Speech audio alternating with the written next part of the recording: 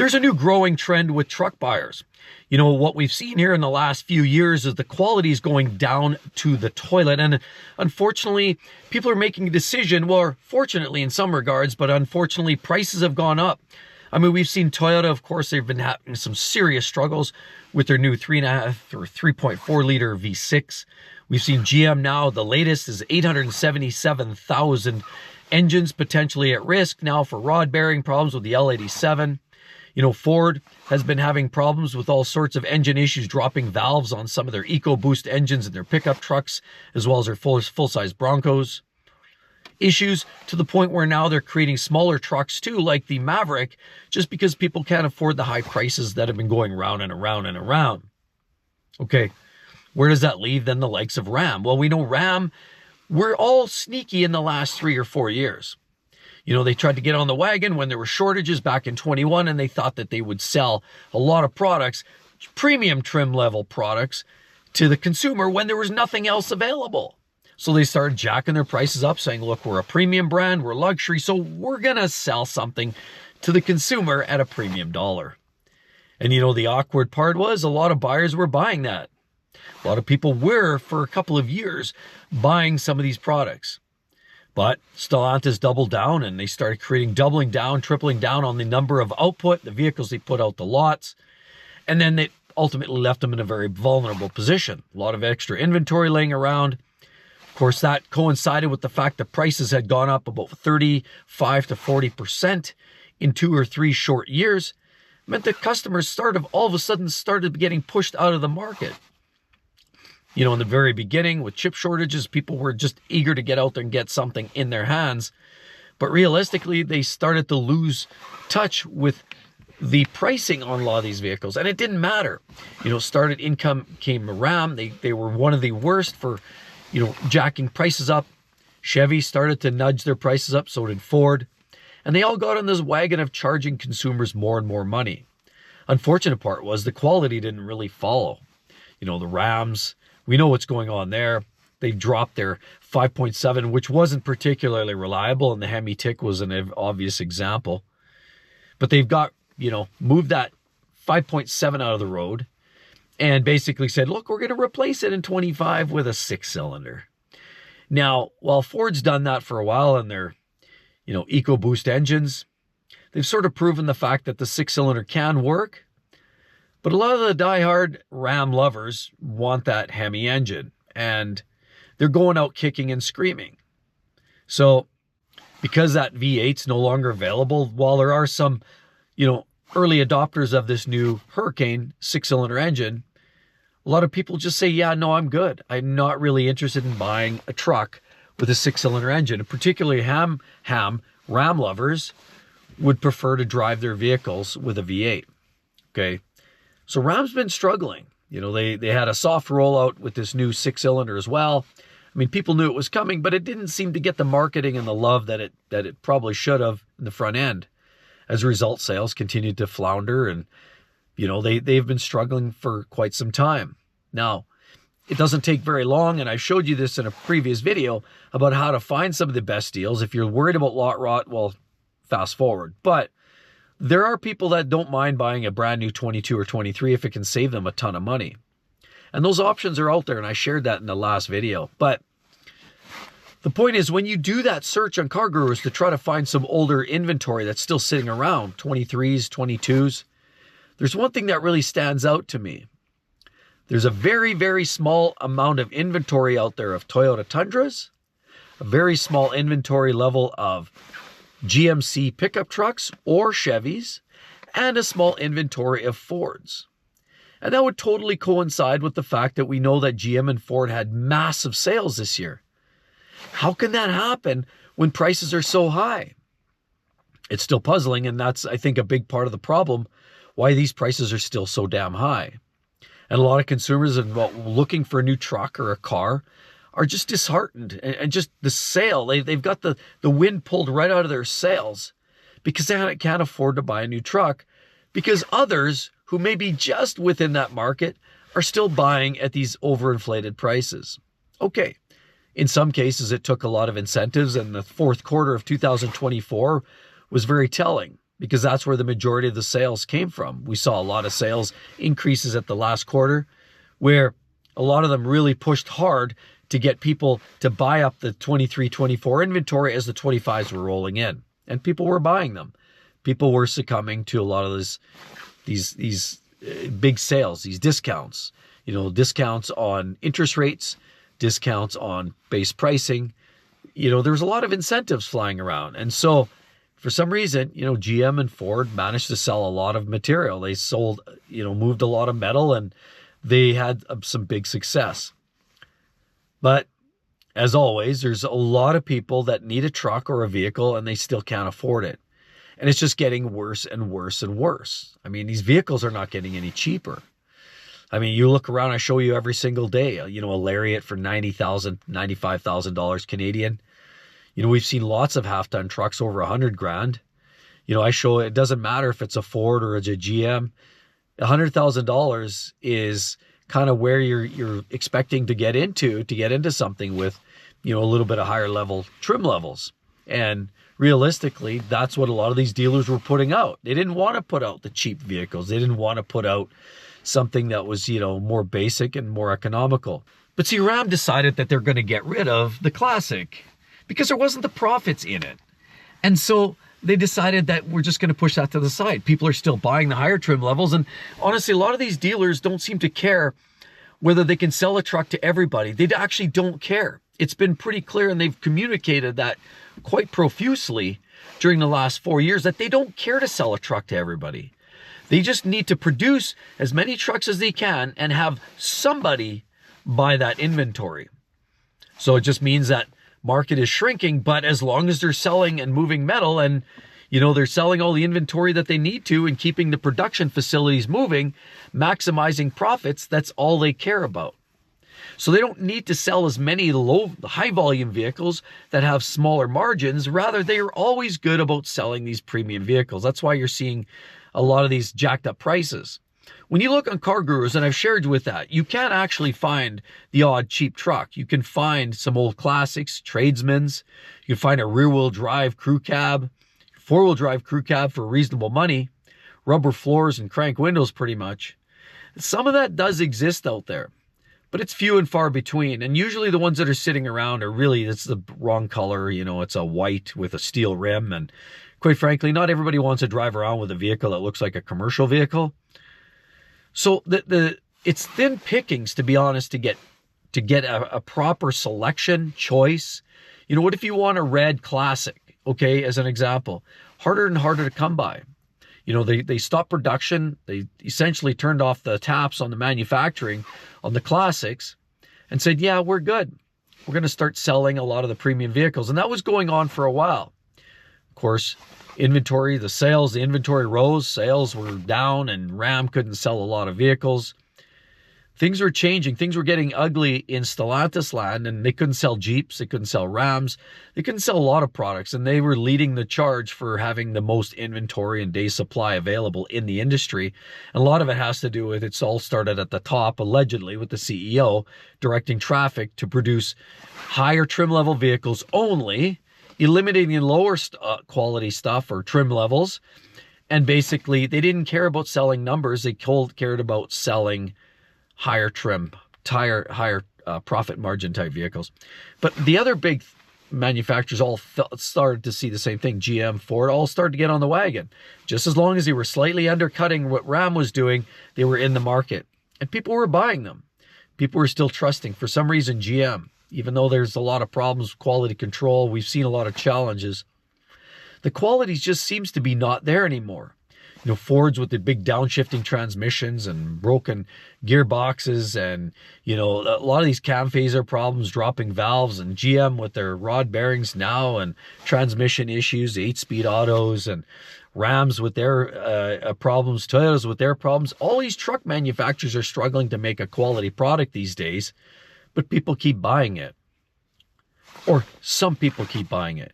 See, here's the thing that I've noticed, and I've been shopping and I've been trying to scour the truck market, and I've been out shopping and I've been actually helping some folks buy. I've got some folks that have been looking locally here to to try to find a new vehicle, and I've been helping them find and shop the right vehicle, trying to guide them and give them some direction, even do some buying for them on their behalf, go in there and negotiate with them on some new vehicles. There's one thing that I've been finding, and it's interesting. A lot of the GM and Ford dealers are not dealing. While there are some incentives, they're just not willing to take anything off of their incentivized prices because they're already telling us that we've already knocked off so much. But see, that's where it becomes insulting to the buyer, like you and I, and Lunchbox Joe, who just wants a decent vehicle for a decent price that's going to last. And what it's causing now is this false sense of we're getting a deal, but even though they might knock $7,000 or $6,000 off of that price of that vehicle, what a lot of people fail to see is that they've jacked up $30,000, $35,000 in 4 years. So they put up $30,000 and they'll trim it down for $6,000. And now all of a sudden we feel good about what we just bought. See, it's the old Amazon special. Just before Black Friday shows up, prices go up the week before. They jack all the prices up. So then 2 days before Black Friday, all of a sudden they drop it down by 20% and say, hey, look, the recent, it's down by 20%. So this is what's happening in the truck industry. And they're trying to make us believe that they're doing us a big favor, but they're not. And a lot of people, well, unfortunately, a lot of people are contributing to this problem. And I've been saying this for some time. Stop buying these trucks at these high prices, these inflated prices. I mean, we're here to advocate for buying vehicles. I mean, we need to buy vehicles. It's a consumable, and at some point, at some level, we need to buy a vehicle. It doesn't matter if you're buying US and Canada. A lot of these countries, we're spread out. We need to use our vehicle for work and for play. But there's a time and there's a way we need to approach this. And unfortunately, a lot of these dealers at the GM, particularly Chevy and Ford, they're not quite as negotiable. And they're trying to leave us with the impression that they're giving us a big discount, but it's really not a big discount. So Ram seems to be a little bit hungrier these days. And now what we're starting to see is a bit of a shift. Ram's starting to move a little more metal now with the latest CEO getting bumped. And now we see Tim Kuniskis back in the seat. He looks to be taking Ram by the charge and trying to say, look, we may even bring back a V8. And certainly there may be some better options in the upcoming future. They're pushing back the EVs for Rams. And there may be some great options coming up in the Ram fold. Maybe we can get back to a great V8. Maybe we don't have to worry about the EVs coming down the chute for a full-size truck. Well, regardless, suffice it to say, the big three are in cahoots. And we all know about the chicken tax. See, the chicken tax was imposed years ago. And that was to protect the big three from foreign competition.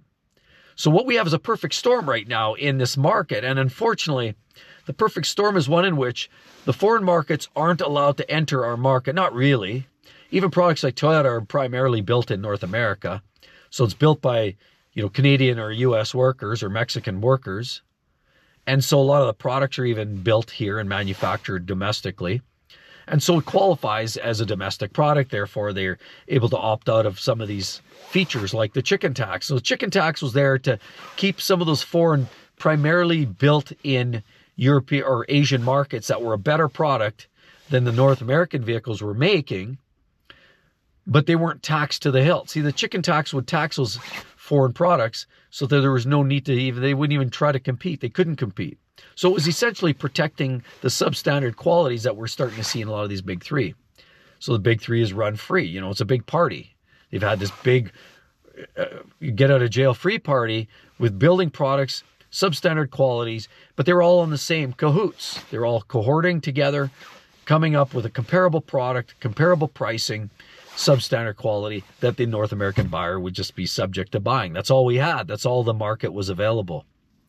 Sadly, Toyota wasn't building that much a greater product either. I mean, the Tundra was a good product, the V8s, not everybody wanted that. Some people like to support the North American product, but we were getting a product that wasn't necessarily living up to the expectations of the buyer. We would buy it anyway, and that's what's continuing going on. People are buying these trucks. Doesn't matter if the quality's there or not. But now to make matters worse, we're looking at some of the economics behind this whole thing. Trucks not only are not affordable, there's a lot of people now having to really stretch their own personal incomes and finances to try to get into a vehicle. Sometimes it's a need, sometimes it's a want. We're not here to debate, but we know repossessions are up. We're seeing a lot of repos up in a big way. We're seeing numbers that are up in that 7-8% on subprime, and even good buyers with good credit, in a lot of cases, are still losing their vehicles because of repossessions, maybe a change in their lifestyle, possibly a job loss, possibly other finances, mortgage renewals, and higher interest rates have now pushed them out of their vehicle and they've had to give it back to the bank. Repossessions are climbing. It's not good. The average transaction prices are rising. We're up over $49,000 right now for average transaction price. And now, would you believe we're almost 20% of the population buying vehicles that are taking a loan on their vehicles are spending over $1,000 a month. That's right. The average loan payment now is between $700 and $800 per month. How did we get here? We're talking about a mortgage payment in many cases these days, and people seem to be okay with that. They've sort of become desensitized to this very market, and yet they keep feeding the beast. And we need affordable vehicles. We all need affordable vehicles. So what a lot of people are doing, and more people are finally getting on the wagon, well, there are lots out there buying. I mean, we're seeing it. But a lot of it's incentivized. So don't let those numbers fool you, because we're hearing some big sales numbers, and that's only because these salespeople are really aggressive, particularly in that fourth quarter. And that's when you look at statistics, that's when the mass majority of their sales, they rise at the fourth quarter. Every one of them, every vendor, from GM to Ford to Ram to Jeep, even to the Toyotas and the Hondas or Mazdas or you name it, they've all typically had a good fourth quarter. And that's because they push ultra hard, they drop their guard, they just want to move metal and produce the numbers for the shareholders. But usually there's a rebound, there's a lull just around Christmas and New Year's, and it usually comes back. Well, it hasn't really come back like that yet. And I think that's telling. We usually see that in the new year, but it's not happening this year like it typically has. And that's very telling, because people are starting to wake up to this. More people are now making a choice to buy older junkers like this. Here's my old Ram, still has some conventional looking gauges. Yes, I do get a CD player. And yes, it has all of the amenities. I've got power windows and locks. This is an SLT. I even get a power seats in this vehicle. It's great. But it's an 03 and it's a 4.7 V8, and it just keeps on keeping on. I've got 120,000 miles on this thing now. But it's okay. And a lot of people are making the choice to buy older or fix their older vehicles. And so while we're here to try to support, advocate for buying a new vehicle, and that's what I shared previously in that video, how to find some slightly new old stock products, because a lot of people just want a new vehicle, and a lot of people are just looking for the best price. They don't care if maybe it's 2 years old, it's had 2 birthdays, and possibly it may have flat spot tires. Some people just want to get into that because that's their only way in the door. I get it. And so that's where I'm here to advocate for you. I'm here to help everybody buy that vehicle in the most affordable way possible. Because I hate the gouging of this corporate game. I hate the fact that these dealers are taking us all for a ride. That's why I'm trying to give you guys all the inside information. I'm trying to give you the tips on how to get the best deal, where to find some of the best deals. And in many cases, I'm taking people to get the best deal myself, and I'm helping people buy. So a lot of people are just making this decision. Fix what you've got. We recently bought an older Toyota RAV4 for my daughter. It needed brakes, and it needed an O2 sensor. The O2 sensor, the dealer quoted me $500 plus labor, would have been $1,000 out the door. I said, screw it. I went to Amazon, bought a $50 O2 sensor, plugged it in, and it's been good now for 2 weeks. The brakes needed to be flushed. I needed to put a set of pads in the front. I did both of the above. In 3-4 hours, the brakes are good. Now we've got a new lease on life and a wonderful little RAV4 to buzz around in. See, people are doing that, spending a few of their dollars, a few hours in their shop, and just turning on their vehicle. Instead of getting into one of these new highly technical vehicles, sure, warranty is nice, but that's only good for 3 years, and then you're up for a real battle with the warranty, with the service shop when they start to refuse some of your warranties. A lot of people are getting done with the grease and a lot of what's going on in the market. But see, unfortunately, it's those that are buying at these premium prices, and those that were buying during, the spike in 2022 to early part of 24, when that really drove those prices up. Now, are we seeing a settling? We are. I'm seeing some of these prices now. I've actually seen some brand new MSRP sticker prices of, say, a Lariat F-150 on a 25 being slightly less than a 24 Lariat. So there seems to be some adjustments. They're not maybe advertising that, and in some cases there are increases, and we're seeing that in places. Explorer has gone up. Jeep Wrangler has gone up. So you've really got to shop around. But realistically, there's better ways to get into a vehicle. And right now, with these prices the way they are, even though the fact that we have to consider inflation, the standard inflation rate year over year might be 3 to 4%, we're still grossly above the standard inflation rate. If you look at the inflationary charts and the graphs over years of time, we've still popped too high. The result of, the low interest rates that we saw rolling into 22, and the government handouts motivated people to buy new vehicles, new cars, sports cars, fun toys, trucks, SUVs, boats, RVs, you name it. Well, a lot of that stuff's coming back to haunt them now. A lot of it's going repossession. A lot of it's going away. A lot of people that are underwater. A lot of people overpaid, begin with market adjustment fees, and they paid too much. And now they're in a negative equity scenario, owing more for their vehicle. They go to trade it in, and they're finding all of a sudden they still owe $8,000 more than what they can get for their value of their vehicle. Realistically, based on fair market value, people are starting to learn the hard way. Repossessions are climbing. People are in negative equity situations. But now there's this aha moment, and there's this movement, if you will, of people that are saying, no, I'm good. Let's fix this old jalopy. Let's keep this old vehicle running. But again, there are some good options out there, and I've been sharing some of those with you, and I'm here to give you some of those tips. So with all of that said, I'd love to hear your thoughts on this. What's the best approach? Do you need a vehicle? Do you need to keep running? I'd love to hear your thoughts, because this gouge fest has to stop. And as long as we, the consumer, keep paying for it and advocating and supporting these high prices, it's not going to end. It begins and ends with the consumer. The banks have enabled it. The dealers are going to take advantage of us. So it's got to start with the buyer. And that's really where it begins and ends. Anyway, I hope to see each and every one in the next one. See you real soon. Bye-bye.